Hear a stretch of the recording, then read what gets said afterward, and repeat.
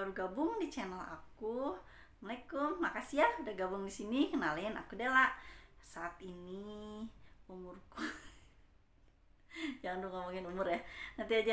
Jadi aku tuh sekarang mau mm, nerusin sharing aku tentang ISK, pengalaman ISK aku yang sekarang berarti ini part ke 5. Panjang ya, tapi memang perjalanan ini panjang.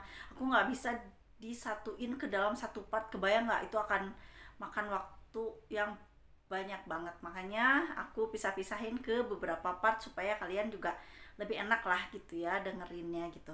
Nah, di part yang kelima ini, kemarin part yang keempat itu aku sampai ke akhirnya aku disarankan untuk ke urologi.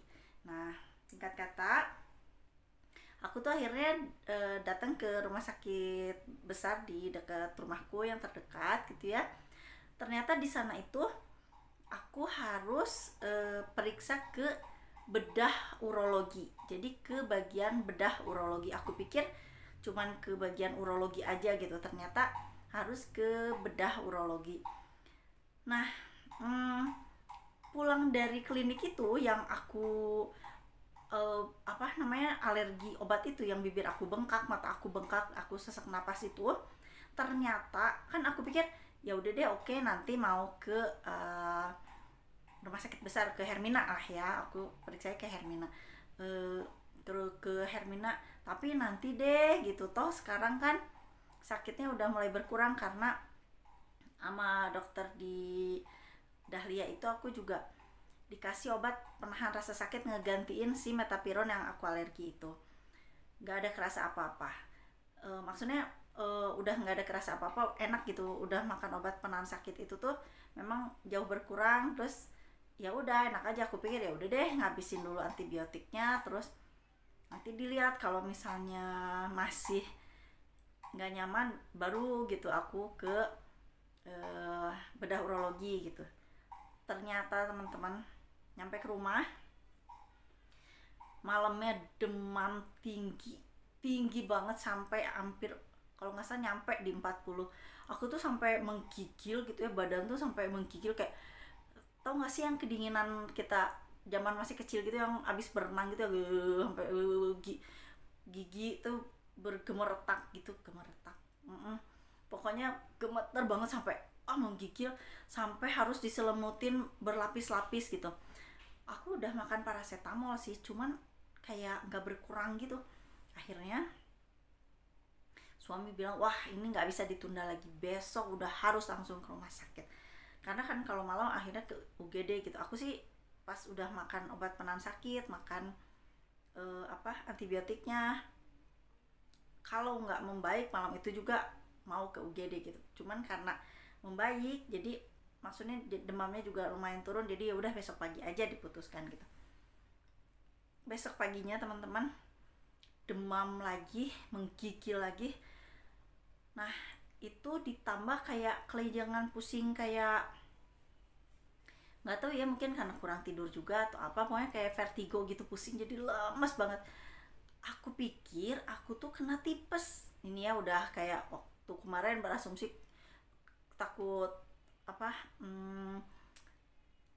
apa namanya, usus buntu, sekarang malah tipes gitu ya. Aku sih ngerasa gitu karena demamnya tinggi, terus lemes banget. Lemes gimana sih, kalau yang udah pernah ngerasain tipes atau gejala tipes tuh kayak semua tuh gak ada tenaganya, kayak lemes aja gitu.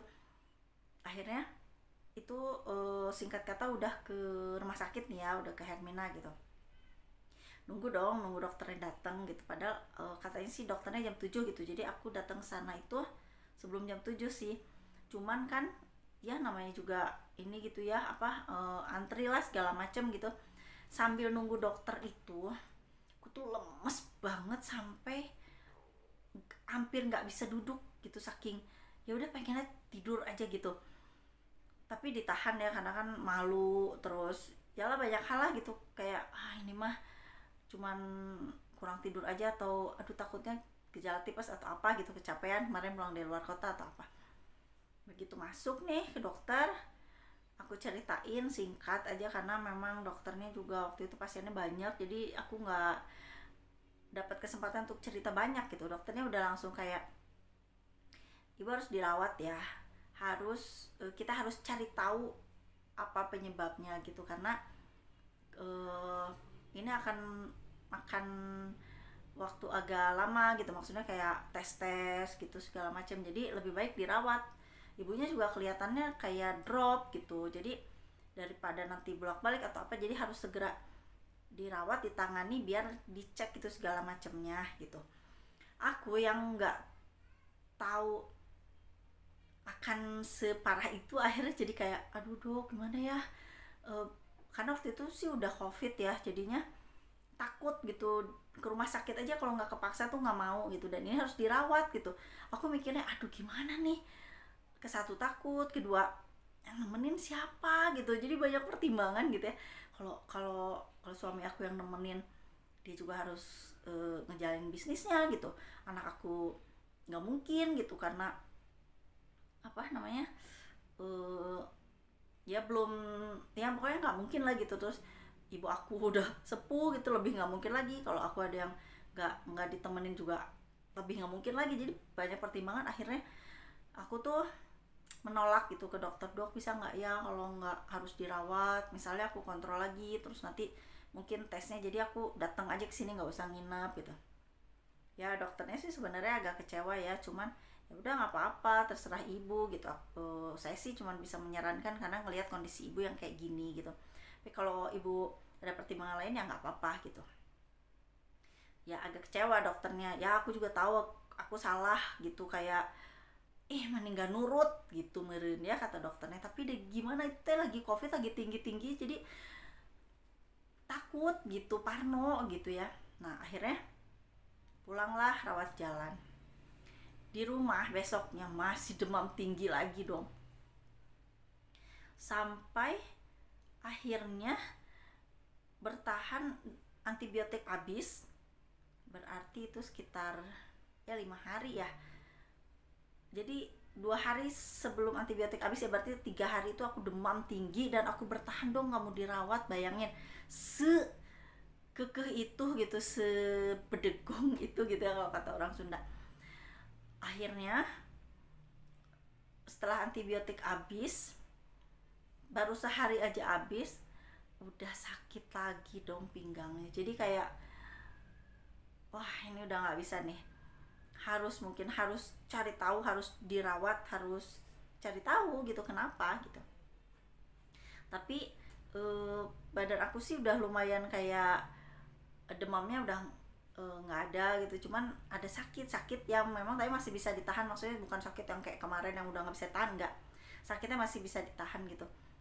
Tapi akhirnya suami aku bilang harus tuntas nih gitu, nggak bisa disepelein kayak gini, gimana pun juga takut terlambat atau gimana gitu. Akhirnya aku memutuskan untuk kontrol lagi ke Hermina gitu. Cuman kali ini karena aku nggak bisa pagi-pagi, kalau pagi-pagi tuh agak hektik lah gitu, susah gitu kalau ke rumah sakit pagi-pagi. Jadi ya udah aku yang sore aja gitu, bisanya sore. Ternyata di Hermina itu dokter pagi dan dokter sorenya tuh beda gitu. Jadi oh ya, lagi pertama pulang dari dokter tuh aku langsung USG, langsung ke radiologi, USG gitu.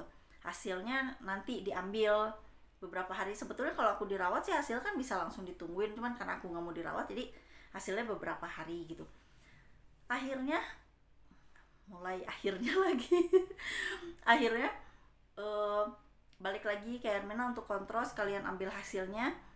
Aku ke dokter yang sore. Nah ternyata dokter sore itu berbeda.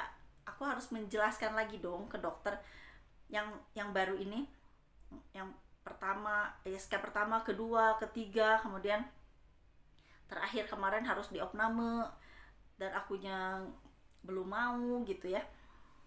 Ternyata dokternya ini bukan kebetulan ya, alhamdulillah kemudahan dari Allah, dokternya tuh super baik banget, udah gitu ramah.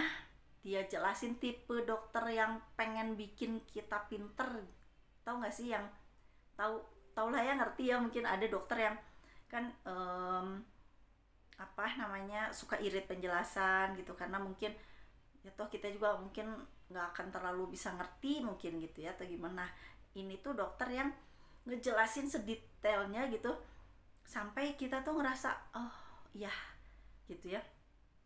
Dokter lihat hasilnya, terus dokter bilang udah aku jelasin semua, terus dokter lihat hasilnya, terus akhirnya dokternya bilang, ibu mohon maaf nih, walaupun kita baru ketemu tapi sepertinya kita harus sering bertemu gitu ya, karena ini kemungkinan apa namanya harus intensif di apa dicek lah gitu ya, jadi akan banyak gitu tes-tes yang lainnya gitu. Nah, kalau melihat hasil yang ini sih, ini sebenarnya emergensi, ibu harus dioperasi gitu. Nah, shock lah ya saat itu, kayak aku sih masih berharap lagi sama yang dokter pagi itu, makanya nggak mau diopname itu cuman karena oh dok ini nggak ada apa-apa kok, ini cuman sakit pinggang aja, terus ini gini. Ternyata dokter yang kedua ini dia jelasin semuanya, terus dia bilang kita harus segera operasi gitu teman-teman. Operasi apa? Nanti aku jelasin lagi di part yang selanjutnya ya, karena ini durasinya juga udah panjang gitu. Ini kita masuk ke bagian mulai nanti itu ya, part berikutnya, part yang mulai kayak panik gitu, mulai kayak oh ini serius, ini nggak bisa main-main, nggak bisa disepelein gitu teman-teman. Jadi segini dulu ya buat part yang sekarang, nanti kita lanjut lagi ke part yang berikutnya tentang operasi apa yang harus aku jalani. Assalamualaikum, kasih.